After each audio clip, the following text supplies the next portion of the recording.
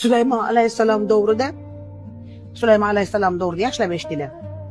Bir qush kelib suv ichayotsa, uyda egasi tosh bilanmi urib qanotini sindirib qo'yibdi, ko'zini chiqarib qo'yibdi. Sulaymon alayhissalom bilasizlar, hayvonlarning ham podshosi bo'lgan. Podsholik o'sha hammaga bo'lgan. De mahkamaga chiqishadi, sudga beradi mahkamaga. Desa, mana qanotini sindirib qo'ydi, ko'zimni chiqarib qo'ydi, qarang deydi.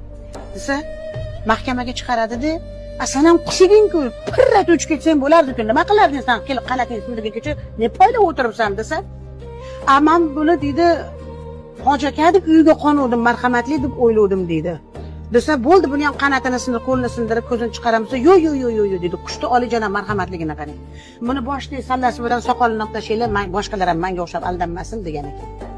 Azizlarim, bu mirjalar kulyapti, хадисы. Что ж вы такие хадисы не